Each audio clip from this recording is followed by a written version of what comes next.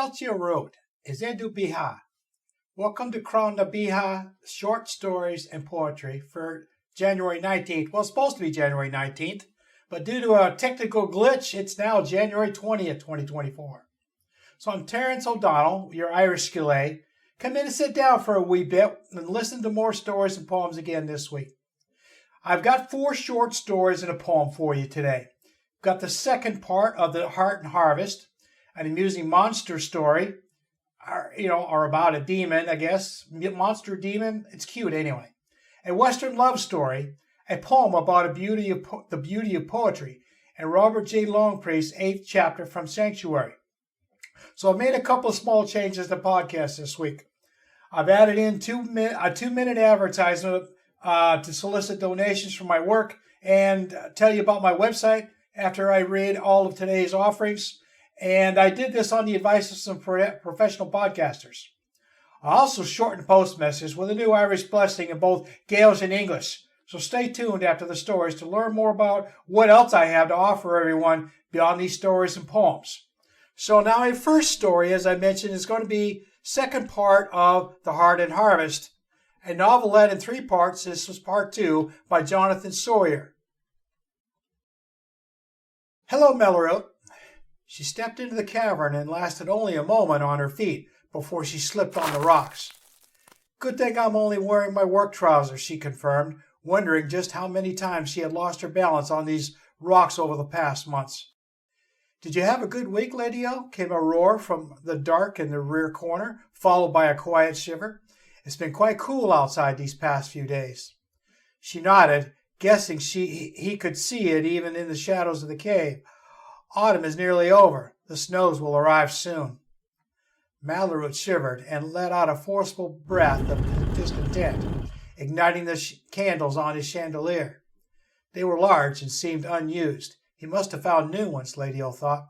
Yet another winter in the cold. I have thought many times about journeying north to the warm shores beyond the great capital city. Lady O waited for her eyes to fully adjust to the candlelight before continuing further into the cave. She would not have a repeat of last week. By the way, I forgot to properly thank you last week for your stunning repairs to my dress. Mother didn't even notice. Indeed, upon returning home and feasting on that stew, Lady O had almost completely forgotten about her accident. That's wonderful, Mallarut replied happily. I was worried you might get into trouble. She let out a guttural laugh. I think I can take care of myself. Mallarut raised a thick eyebrow. Well, I take care of you too, don't I? Which reminds me, she reached for her rucksack. I brought you some of my mother's stew, her best cooking today. She pulled out 2 large wooden bowls with their tops covered with wax leaves. If he thought the simple lunch of wheat bread and rallybird spread delicious, then he was in for the marvel of a lifetime with the stew, she thought. Stew, my mother has made plenty, and we've been eating it all week. They won't notice these few bowlfuls missing. She watched as he leaned over the rickety table and accepted the bowls from her with eager talons. He placed them onto the table and removed the leaf wrapping, inhaling deeply into one bowl. He held the breath for some time before exhaling. Stew, you say? Lady O nodded with a smile. I know now where you get your knack for cooking. Thank you very much. Leaning completely over the dwarf table, he lapped up the stew as daintily as he could with his tongue. Don't mention it, she laughed.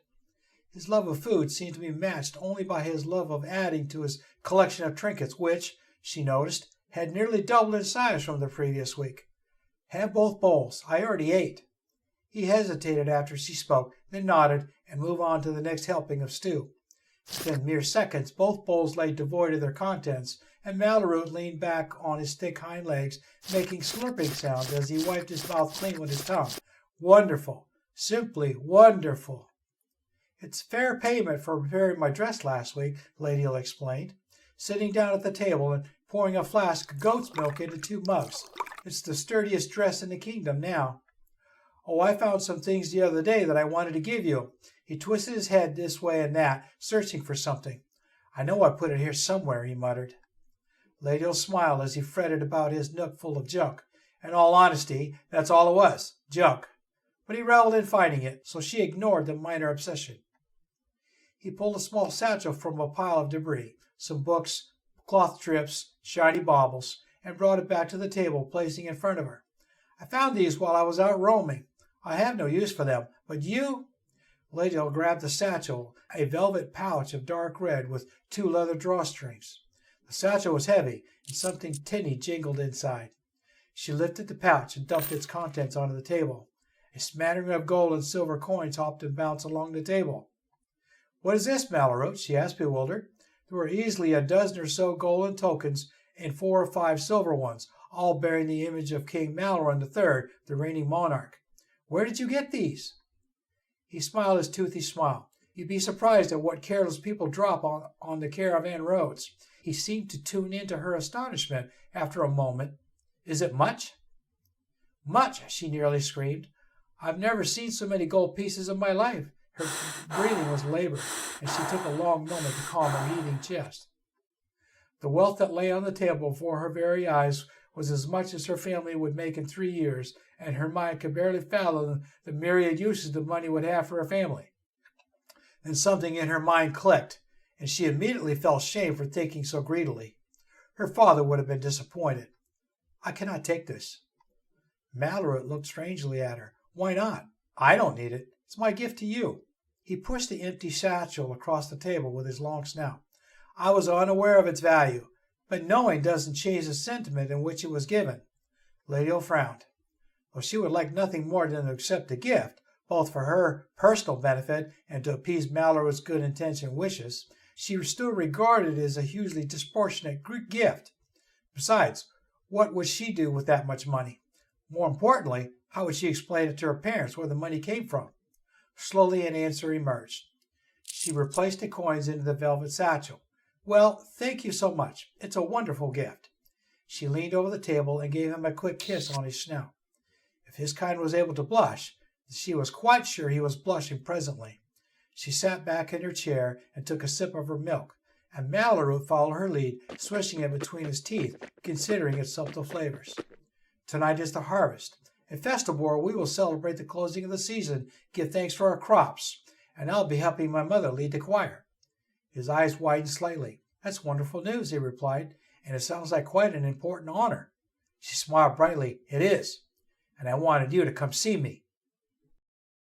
My next story is entitled The Lord of Gluttony: What Happens When a Summoning Goes Wrong and the Demon You Never Knew Existed Emerges from the Beyond, by Violet Lively, and she published this in the Kraken Lore. My existence is nothing more than a deep slumber. For as long as time, I am tossing and turning in darkness, for a whole 2,628 minutes. As I roll in the darkness, a voice calls to me. It's some odd language I don't recognize at first, but is calling for my essence, my very demonic, very evil, and very scary being.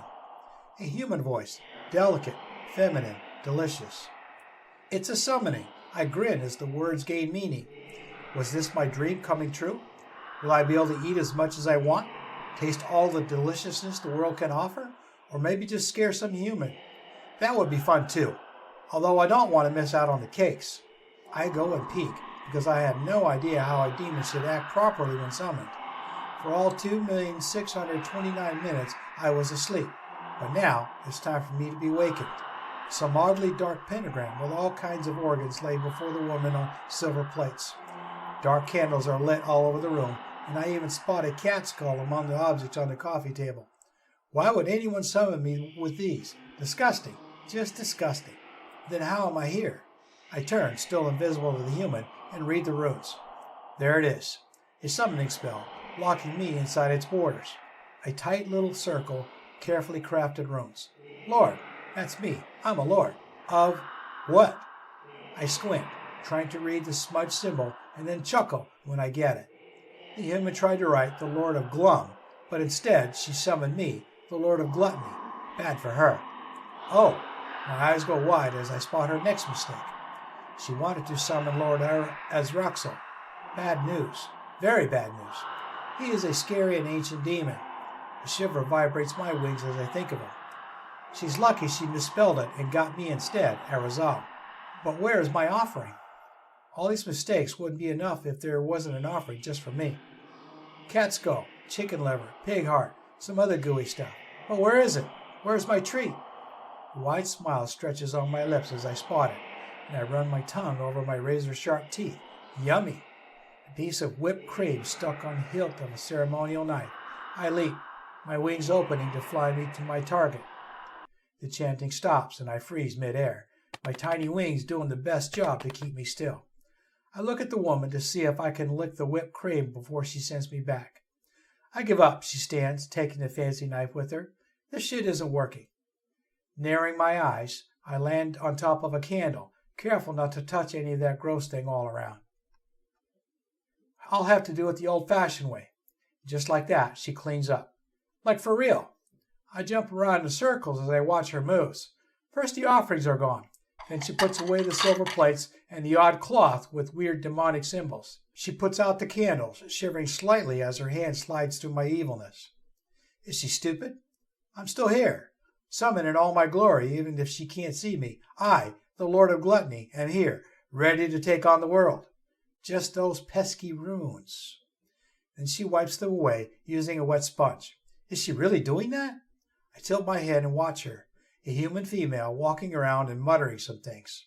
She's about to leave the room, leaving me here. How could she? Before she closes the door, I fly after her. No mortal can leave me like this. Not without giving me my treat.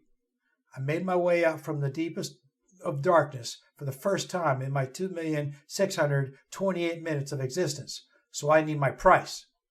I halt in the other room. Shiny white and metal surfaces cover everything, with the most delicious aroma lingering in the air. Sweet sugar, honey, chocolate, fruits of all kinds, freshly baked sponge cake. My mouth waters, and I swallow as my lips stretch into an ear-to-ear grin. She turns on some earthly device, and a man's voice speaks from it. More music. I jump back and hiss. Not that she can hear it, but the rectangular box is scary, even for somebody as mighty as I am. And now, one of your favorites, Dance the Night from Dua Lipa, says the man locked in the odd box. Then, after some rhythmic music, a woman starts to sing in the box. I inch closer, sniffing the air to make sure it wouldn't hurt me, my tail tapping away at the beat. It's only some device humans are so fond of. The human sings along, so I sneak around to discover the room. There's a huge bag of flour, eggs, and butter. Boring stuff. But I follow my nose onto the counter, and my heart beats faster. Cake! A real, deliciously frosted cake. I lick the icing, and the sugary pinkness explodes on my tongue. I moan and take a full bite of the cake, munching happily and moving along with the song. Watch me dance, dance the night away. My heart could be burning, but you won't see it on my face. Watch me dance, dance the night away, I still keep the party running, not one hair out of place. Dance, dance, I hum as I stuff my face and roll in the cake. This is the best day of my life. With my eyes closed, I wiggle, lying on my back, covered in icing and cream, and lick my paws. A high-pitched scream echoes in the room, and I jump onto my feet, looking straight into the woman's eyes. Looks like I forgot to stay invisible. The icing is dripping from the tube she's holding, and I stuck my tongue out to lick it off. She screams again and hits my head with a tray. What are you? I blink as I rub my head, checking for a bump, then quickly gather myself and puff out a cloud of purple smoke. I am Arizal, the Lord of Gluttony, I say with my best spooky voice, gazing through the purple cloud and letting my tiny teeth show. Fear me, human. She tilts her head as she steps closer.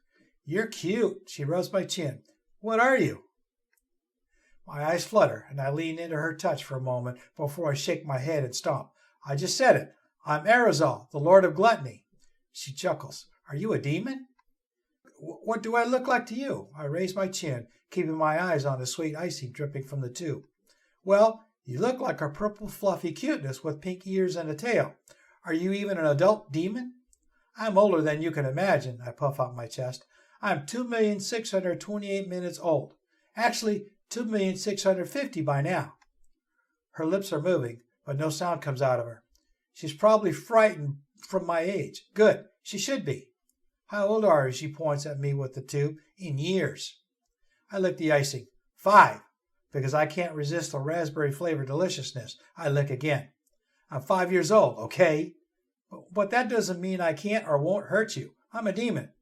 She laughs and rubs my ears. Did I summon you? Yes, and consider yourself lucky I'm not Azraxal. He's really scary and ancient. How old is Azraxal exactly? 8,000,004 in years. 16, I shrug. Why did you want to summon him anyway? She sighs and hand feeds me some marzipan flowers. My girlfriend left me, and she had the nerve to open her own confectionery business. I can deal with the heartbreak, but she stole half my clients, got a real shop, and left me with 3 dozen orders to do alone by the end of the week. She gestures at the cake I destroyed. That was supposed to be delivered today. I frown. But how does Azraxal come into the picture? I thought he could do something to destroy her cakes. I gape at her and put my paws over my heart. Destroying cakes? No, that's never an option. She sobs quietly and wipes at her eyes. If I can't deliver these orders, I need to close for good. It's impossible. So taking her down with me sounded like a good plan. But I can help, I narrow my eyes. For a price, of course. You can? Hope glitters in her teary eyes. Only if you never send me back and give me offerings 10 times a day. You mean cake? I mean sweets. Anything with sugar. Cakes, creams, candy, chocolate, caramel, cookies. And how can you help me? It's easy. I look at the cake I ate and snap my fingers. A second later, it's whole again, with extra decoration that wasn't even there. I'm the Lord of Gluttony, human. Just to convince her that she'll make the best decision of her life by letting me stay, I summoned 2 more cakes. One blue with yellow and orange flowers, and one green with a rainbow and more flowers on top. And just because I liked them, I added a dozen cupcakes. With a beaming smile, she stares at my doing. My name is Rose, she smiles at me. I'll feed you as long as you wish, and in return, you help me run my business. I munch on a marzipan flower I snatched away. Deal. My third story this week is entitled Stone Cold Heart, Western short story by Amy Potter. Emily Jordan stood in Lou Sullivan's kitchen and rolled out sugar cookie dough, using the rim of a glass to cut out the circles. She began thinking about the sheriff as a remedy for the boredom of the task. Gabriel Stone, elected sheriff of Yellow Dog, Colorado. Sheriff Gabriel Stone, Gabe. She loved his name. She loved him. She had to face the cold, hard facts of her case of infatuation. The emotions that raged inside of her were indicative of love. She had tried to rationalize them away. She had used logic to try and force herself from them. Yet there they were. Pointless emotions, useless and unrealized. She loved him. And no matter how hard she tried, she could not stop loving him. Love, how irrational. Especially since she had only known the man a month or less. Her love for him somehow made her feel worthless. He would never want her. Obviously, he had a penchant for the younger ladies, the beautiful, strong-willed women like Lou, her sister's eldest daughter, the editor of Yellow Dog's newspaper, or Ruby, the owner of the town's most prestigious drinking establishment, where the sheriff often went for a beer, a whiskey, or for Ruby's tender attentions. Emily dreaded allowing her fantasies to even wander in that direction. She had no right to be jealous of the man. She should thank God he did want a woman, at least once in a while. It meant all his parts were still in working order. Oh, Emily had been on the street that day of the horse race. She'd seen how he had looked at Ruby when she reached up and gave him her colors to wear in the big race up the mountain pass. She had watched Ruby tie the colored ribbon to Stone's saddle. He had been surprised, but not averse to her intentions. And Lou. It was terrible to be jealous of her own niece, 15 years younger. Why, Lou was probably 20 years younger than the sheriff, certainly young enough to be his daughter. But no one could doubt there was an attraction beneath their working relationship. Their friendship was growing every day. She shook her head to clear her thoughts from the path they were headed. Now don't you go wanting a man like that, she sternly said to herself. He could be killed at any moment.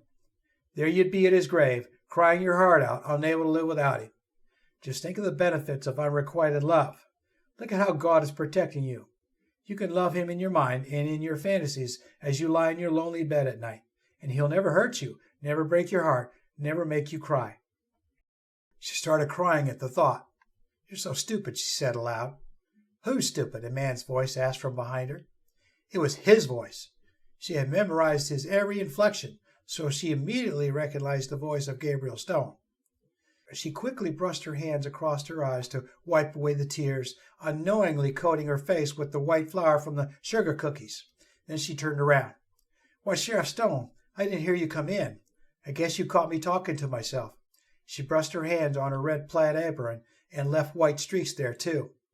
Stone stared at the sight before him. The widow Emily Jordan was elbow-deep in cookie dough, flour all over her face and the front of her apron. Her thick, wavy hair was tied up in a mass of tangled mahogany curls on top of her head, little wisps coming loose all around her neck. She was beautiful in the flickering light from the kerosene lamps on the kitchen table and counter she worked on. Quite a handsome woman, yet he knew she had no idea how comical she looked. He couldn't help himself. His handsome face broke into a big smile, and he laughed out loud, a hearty laugh. "I haven't heard a man laugh for a long time," she told him, looking down shyly and catching a glimpse of the flour on her apron. "Guess I'm quite a picture." She smiled back at him as she realized her face probably looked like her apron, and she laughed too. "As a matter of fact, I haven't laughed for a long time myself," she said. "Did I ever tell you I hate cooking? But I love to bake." She knew her nervousness at the sight of him was making her prattle on way too much. He took a big sniff of the air. "Apples and cinnamon," he commented. "Oh!" she exclaimed. "My pie!" She spun around and grabbed the oven handle to open it, but it was hot as she jerked back with a yow. Stone rushed over and took her hand in his, looking it over carefully. He gently felt her reddened palm, and she jerked away from his touch. It was not from pain, but from the thrill of it. But how could she explain that to him? That just the touch of his hand sent her blood racing and made her embarrassed at her own reaction. "I don't think you got burned," he said. "Here," he said as he grabbed a hand towel. "I'll use this." She stepped back and watched him open the oven and retrieve her 2 apple pies. He quickly kicked the oven door closed with his knee. "See how stupid I am," she told him. "I can't remember anything anymore." "I guess forgetfulness comes with age," he said. When he noticed the look she gave him, he knew he'd said the wrong thing. "I mean, ma'am, that I'm getting so forgetful myself I have to write things down, and then I forget to look at my notes." He smiled at her, hoping that eased her mind. She seemed overly sensitive about her age. For some reason, most women did. They either thought they were too young or too old in his limited experience. Thank God he wasn't like that. He was quite comfortable with who he was and how old he was. Well, except for needing glasses to read. That was a little disconcerting. "Thank you, Sheriff," she said, interrupting his thoughts. "You do that well." "I've had to fend for myself for quite some time now." "Had to or wanted to?" she asked before she could stop herself. She held up her hand before he could reply. "Please, you don't have to tell me. I shouldn't have asked." He smiled at her. "I wasn't going to." Stone couldn't help but recall a portion of his past that he tried long and hard to put out of his memory. He had a real good friend from the war years who'd found a wonderful woman to marry. Then, 10 years later, she had been taken captive out of revenge for something her husband had done during the war. He'd helped his friend track the kidnappers for several months, and when they found his wife dead, tortured, he'd seen his friend's heart broken and his life shattered. He vowed right then and there that he would never drag an innocent woman into danger. His expression became stern as he pointed his finger at her. "And I don't ever want to hear you call yourself stupid again, Mrs. Jordan. Understand?" She nodded and then noticed the merriment in his blue eyes as she realized he was kidding around with her, so she smiled. "Sheriff, the least I can do is offer you a piece of pie." She glanced at his beautiful features and noticed he was intently staring at her, as if it was the first time he'd ever actually looked at her. "I can't stay," he said, suddenly uncomfortable with his feelings. "I was looking for Lou, and when I saw she wasn't here, I was leaving when I thought I heard crying. I thought I heard something," he corrected. He seemed to understand she'd be embarrassed again if he knew she'd been crying. "She's having dinner with Dr. Ramsay tonight at the hotel restaurant. Did you want me to give her a message, Sheriff Stone?" "No, I'll catch up with her tomorrow." "So this is what you do when you have the house all to yourself?" he asked with more than a little curiosity. "I needed to get these pies baked for the church picnic tomorrow. If it were up to me, I'd be playing the piano. Some of what Doc Ramsay calls my boring music." "What kind is that?" "Old songs from the South, slow, passionate Irish folk songs about lost love and broken dreams." "Ah," Stone said, "the good old days." That brought another smile to her face, and he suddenly had an idea. "Mrs. Jordan, why don't you let me finish these cookies? I'll put them in the oven while you get, the flour off you. Then you can play me a couple of those boring songs. I'd like to hear you play the piano. It's like I told Ramsay when he showed me that newfangled recording machine. I like to see the piano player when she's playing." Emily nearly ran out the door, but she stopped in the doorway and turned back. "I won't be long, Sheriff," she told him, and it was very difficult for her to keep from running up the stairs to her room. She quickly stripped and pulled on a pretty green dress that she'd been told had complimented her green eyes. She wiped the flour off her face and resisted the urge to put on a smattering of makeup. If the sheriff wanted that, he'd be at Ruby's. He might as well see her in her natural state. Glancing in the mirror, she became sad again, wishing she were more beautiful, slimmer, younger. If wishes were horses, she softly said to herself, then beggars would ride. She smiled and pulled her hair out of the clips that held it up. As she looked at her thick auburn tresses, she realized that was too much, as though she were inviting him to more than a piano recital. She grabbed a black velvet hair ribbon and quickly tied her hair back. Then she tried to contain her excitement and maintain her dignity as she returned to the kitchen. "Sheriff," she called, but there was no answer. "Mr. Stone?" she asked as she entered the kitchen. The cookies were still on the table, unbaked, and Gabriel Stone was nowhere to be seen. There was a scribbled note on the table, a page torn from the sheriff's notebook. "Something came up, and I had to leave. Sorry I missed the sad songs. Gabriel." She got a wry smile on her face as she clutched the note to her breast, a short, quickly written note that would be cherished for the rest of her life. "Thank you, Lord," she said aloud as she once more turned to her sugar cookies. "You have saved me from throwing myself at him and making a fool of myself when he rejected me. Thank you, God." The tears came easily now. And on the streets of Yellow Dog, Sheriff Gabriel Stone chastised himself for being such a coward when it came to a lady he respected and admired, maybe even could fall in love with. He ought to come right out and tell the lady he could never make her part of his life. It was too dangerous. He didn't want her to end up tortured or dead, and he didn't want his heart torn apart, shattered when it happened. He was supposed to be so brave and fearless, yet a woman like that could almost melt his stone-cold heart. As he crossed the still busy street, he decided to head to Ruby's to listen to the latest gossip. Maybe a whiskey would fortify the wall he'd built around his heart. Maybe it'd warm him up inside so he could get some sleep. Maybe then he could quit thinking of the temptation Emily Jordan had become. Maybe then he could quit thinking of what might have been. My next piece is a poem. It's called The Beauty of Poetry, and subtitle writer by James William, published in My Poetic Style. Poetry at its finest should be raw and never bland. It should take you by the heart and refuse to hold your hand. It should make you think about life in a way you never have and leave you feeling breathless, perhaps sad or mad or glad. It should inspire you to think about the way that life appears, to seek out insecurities and leave you streaming tears. It should touch your heart if what it says is true and leave you to question its intent like it was made for you. It should inspire a feeling from which you cannot hide and leave you with a memory that takes pride to strive inside. And lastly, I have the 8th chapter of Sanctuary by Robert J. Longpré from Canada. And this is published through Life Through a Lens. Sanctuary. Is it a submarine? Chapter 8. No, it's a flying saucer. The open space before Carrie took him by surprise. It was obvious he was in something which was in the lake. He could see fish and aquatic plants and stones of various sizes.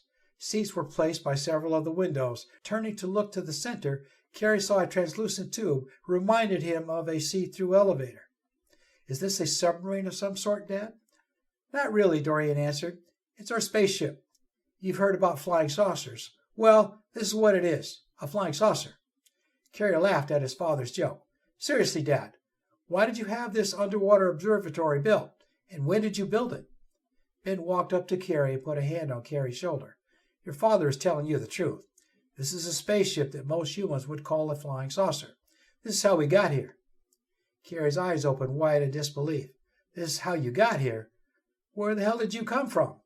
Don't tell me that you're aliens." Ben simply nodded in confirmation. Carrie was speechless. Carl turned toward Dorian. "This might take longer than you think, Dorian. Maybe we should leave this until later." Dorian shook his head in disagreement. "No, now is the time to do this. No one will think twice about the 4 of us working late and dealing with the supplies." "Carrie," Dorian said, "you know how you never get sick? Well, that is because our biological systems are different. You didn't just get lucky when others around you got flus or colds or other contagious diseases or infections. You just said our, Carrie sputtered. Are you trying to say that I'm an alien as well? You are like Ben, Carl, and me, his father answered. And it isn't just your immune system that is different. You know how you never lose your tan, nor does it get any darker? Well, it has to do with our pigmentation. As well, your cuts always heal rather quickly in comparison to your friends or even your sister. That is another biological difference. I thought our color had to do with our First Nations ancestry, Carrie protested. I know, it was the easiest way to explain, to cover up the fact of our different complexion. But what about my sister? Is she even my sister? Of course she's your sister, Dorian said with a smile. But she gets sick, her cuts heal slower, and she is kind of whiter looking. She has her mother's genetic heritage. There are a lot of our genetics that are similar, and only those similarities were inherited by her from me. Carrie went silent. Nothing in what he had heard made any sense. Finally, he asked, Does Mom know anything about this? No, Carrie, she doesn't. However, it won't be long before I tell her the truth. Not long at all. So why now? Why not years ago? That's a different story for a different time, son. Suffice to say, the pandemic has thrown a wrench into our planning. Right now, it's time to head back to the cabin. I need you to keep quiet about what you have seen and learned here. This isn't the time to go public. Trust me, son. Carrie did trust his father.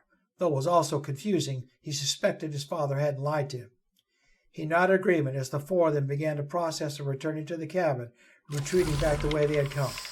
When they stopped to put their clothing back on, Carrie realized he had forgotten all about being nude the whole time they were in the flying saucer. With his clothes back on, he sensed that somehow in putting on his clothing, he had also put on camouflage, which would make him appear to be a normal human, not half alien. What took you so long? Anne asked when Carrie finally reappeared in the cabin. My dad had a lot for me to do, he answered. Did you miss me? He added. Anne responded with a poke to his ribs. She didn't miss him, but there was no way she was going to admit it. She relied on Carrie. She wouldn't have even been at the cabin if it wasn't for him. She didn't even know how to go back to her home, nor did she have her own transportation to make that happen. That realization had resulted in the poke to Carrie's ribs being more forceful than she intended. She hastily apologized while she pressed against him to hold him tight. Leah saw the two of them together and nodded her approval. Carrie was who Anne needed now. She had watched the two of them grow up as neighbors, almost always together over the years. It was hard not to tell Anne about what he had seen and what his dad had told him, but he trusted his father and kept what he had learned to himself. He hoped it wouldn't be too long until the truth would be told. He also knew it wouldn't take Anne long to figure out there was something she wasn't being told. He hated lying, and knew saying nothing to her was just the same as lying by omission. With those thoughts running around in his head, he heard his own acceptance of the impossible story his father had told him. Thinking about it, it seemed to make some kind of weird sense. I'm half alien, he thought with wonder. What does that even mean? Will it mean a future with Anne is out of the question? The thoughts both tortured and excited Carrie. He knew he had to talk to his father about it, and sooner rather than later. Carrie had gone to bed, but sleep stayed away as thoughts raced through his head. Just as he was about to get up and go to the kitchen for something to eat with a hope that food would change the channel in his head, he heard a faint knock on his door. He quickly got up and opened the door to see his father standing there. Dorian beckoned to his son to follow him, using body language. Carrie reached for his jeans and a t-shirt, slipping them on before silently stealing out of his room to follow his dad, gently closing the door behind himself. Dorian led Carrie to the room which now housed the online learning center. There, he held what looked like a garage door opener. The faintest of hums told Carrie that something had been activated by the remote. And that's all I have for you this week as far as stories go. And as I said, coming up, I'm going to plug in my advertisement. It's fairly new. And my shortened post message here to get you to come back next week. So I will say sláinte, and I'll talk to you guys next week. I want to take this time to ask for a donation of any amount to help me keep this podcast going, if you can, and to also explain how to find my website and what's inside when you arrive at the door. My podcast will remain free to subscribe to on all the major podcast apps, at Substack for the first month, and on my YouTube channel, Krana Biha. I have set up a donation link on Krana Biha Stories and Poetry at rss.com, and a donations page on my website at www.kranabiha.com. www.cronabiha.com, all using PayPal for your security. Think of it as me passing my hat around to you at the end of my visit each week. If you like this podcast, please share it with everyone you know in your social circles, as the writers I showcase in this podcast deserve all the exposure they can get. I created this podcast for them because I love to read their work, and I believe it should be shared with the world. Now I want to explain how to find my website. Since this show is audio only, just type in www.crann-na-beatha.com in your browser and search for it. The website domain name is Gaelic and may be a little hard to find unless you know what you're looking for. Then bookmark it if you like it. I also have the RSS feeder enabled, so if you like my blog posts, you can be notified whenever I post something new. Search for www.cronabiha.com in your RSS feeder and set it up. Users finding the website for the first time will reach the welcome page to learn a little bit what's inside. There you'll see the homepage link at the bottom of the page. On the homepage, you can learn a little more about what Cronabiha means for a little bit of Irish culture and a little bit more about me in general. On the menu bar at the top, there are links to all the pages in the website. The blog section where I post podcast newsletters, blog articles, stories, and poems, and a drop-down podcast menu with links to both podcasts, a donations page, an ad page to purchase my published books, and a contact page in case someone cares to leave a message. Thank you for your patronage and support. Gura Mahagan. Thank you for listening to the show today. I hope you enjoyed the variety of stories and poems again this week. Maybe one of them might touch your heart a little.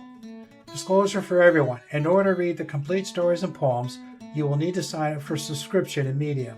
If I see a link by the author on one of the stories to allow everyone to read it, I will let you know in the newsletters. Please return again next week for another episode of Cronabiha Stories and Poetry.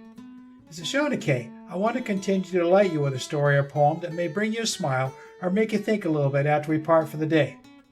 As I say goodbye this week, I wish to leave you with this Irish blessing as you go about your day. Long life and fair health to you. Salfada a gosprech, sláinte te coit, slán go foil. Goodbye for now.